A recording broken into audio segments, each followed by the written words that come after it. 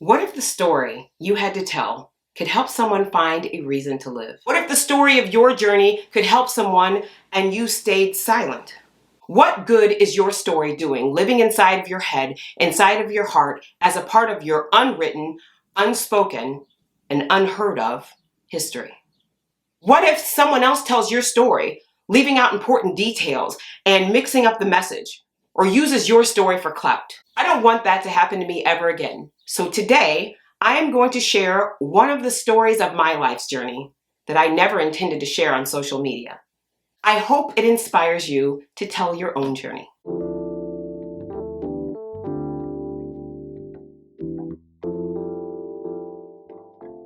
This is Alicia on Demand. I'm Alicia. Welcome back to my channel where I focus on personal growth and development and wellness. May is Mental Health Awareness Month, and I have not done the month service on my channel. I did not, however, want this month to pass me by without shining a light on the importance of mental health and well-being. There's a statement on the National Association of Mental Illnesses website that says, "It's important for people with mental health conditions to know that they are not alone." Sharing a story about your mental health challenges can help with your own recovery, as well as offer encouragement and support to those with similar experiences. Sharing your story also helps support understanding and empathy to those without mental illness. I believe that the stories we share of resiliency and triumph or perseverance give hope to others along their journey. So here it goes. When I was 17 years old, I got pregnant the first time out the gate. I got pregnant and I knew how pregnancy happened. I got pregnant and I was on birth control. I got pregnant and I was not a trans. I got pregnant and I knew who the father was. I got pregnant and I knew the struggles of single parenthood. I got pregnant and I knew all of the options available. I got pregnant and I did not get that way by myself. But when faced with all of the responsibilities and consequences and judgments and criticisms, I was alone. So there I was, pregnant, a senior in high school, a cheerleader no less, and frozen in fear.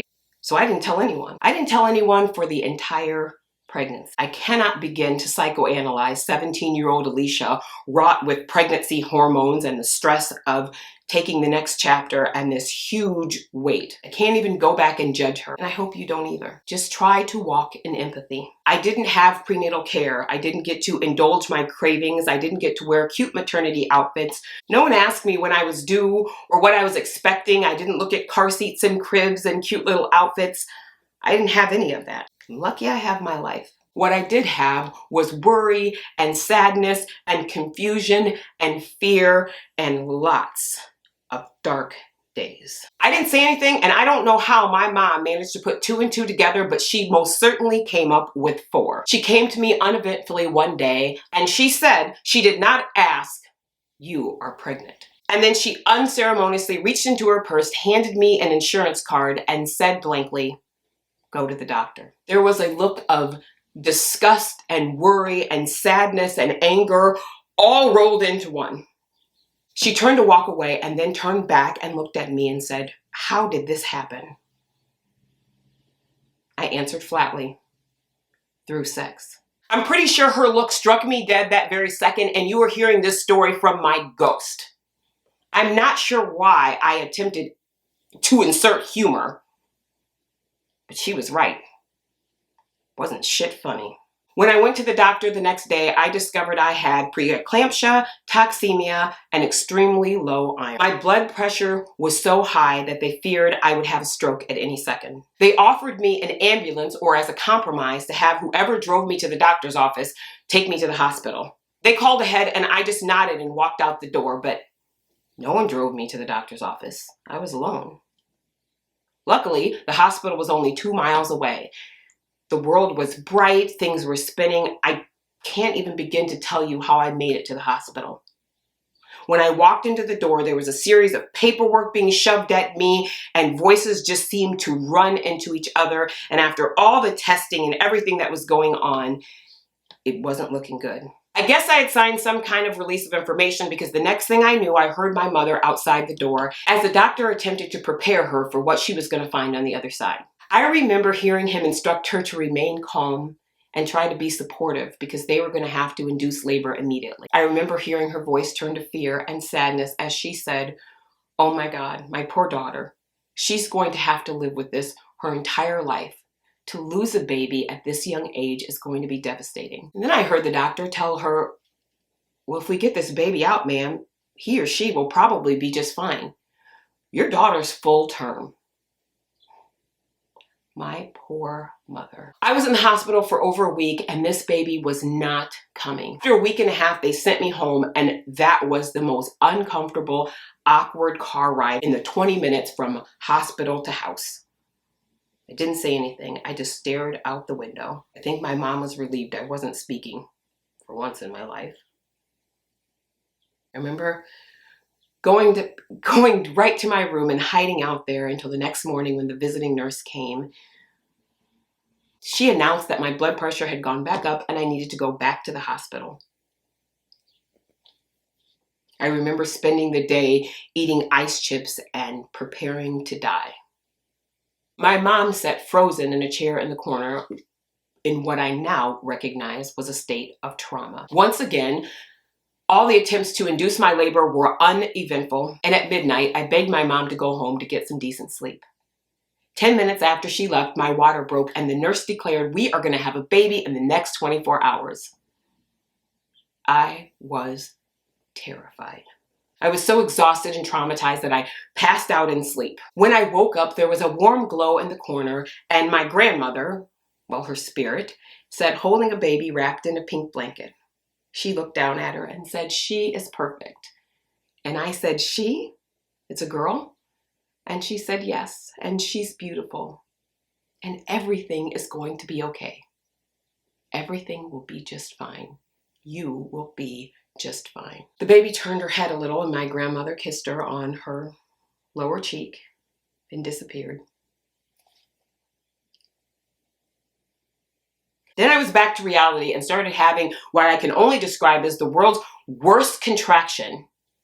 And I noticed my mom standing in the door talking to the nurse. The nurse told her that I was hallucinating and talking to someone in the corner, so they had just let me be. My mom asked her who I was talking to, and when I told her my grandmother, she just nodded her head. Grandma had died 3 years earlier. 4 hours later, my daughter was born. They laid her on my chest briefly and then took her away. They didn't play the nursery song. No one congratulated me or asked if I needed anything. All I saw was a series of averted eyes and looks of pity. I hate pity. My mom insisted that I spend some time alone with my daughter. So after they brought her in the room, my mom left. I just stared at this tiny, fragile baby with this big head and rosebud lips. I noticed she had this little crinkle at the side of her mouth like her dad had. I started to imagine how I'd feel 18 years later if she looked me up through an adoption agency and asked why I didn't try to raise her. I knew in that moment that I never wanted to find out. When my mom returned, she asked me what I was going to do, and I said I was going to be this little girl's mom. She said nothing, and she left the room. And half an hour went by, and an hour went by, and I started to realize that I was going to be doing this alone in the world. I knew the hospital would keep me for 2 days, so I decided to give myself the day to just be and try to figure out where we were going to go the next day. I knew the hospital had social workers and whatnot, but I wasn't in the mood. I didn't have the energy to talk to them that day. At the 3-hour mark, my mom came back in the room and she was holding a car seat and a bag and an outfit for the baby and a change of clothes for me and all of these things, some of them unnecessary and crazy, but all of this stuff. She didn't abandon me. She went shopping. She got me all the things necessary to start on my way. I wasn't alone. It wasn't the end. It was just the beginning. So, yes, I went an entire pregnancy, and due to anxiety and depression and hormones and God knows what else, I cannot begin to diagnose what was going on back then. I cannot explain the complexities of my mental health in that moment. Through the years, I have heard so many stories and listened to so many friends and family members and coworkers judge these young girls who give birth in the bathroom or at prom, or I know there is a very thin line between my ending and theirs. My experiences allow me to have sympathy and empathy and compassion in ways that those who have not gone on this journey can't even fathom. It is actually one of the many blessings that came as a result of this traumatic experience. If you're experiencing something similar right now, I want you to know you are not alone. There is always someone willing to listen and help you and be a resource and be a light through the darkness. I will be posting resources available to help you if you find yourself in a similar situation.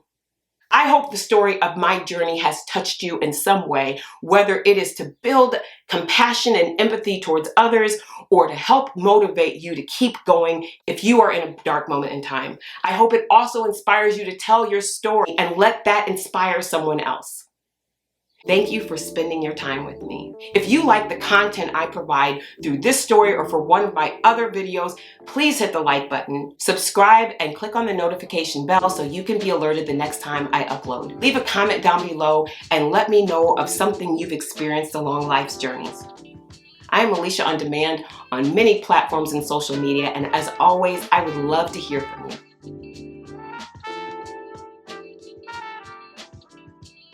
Rethink.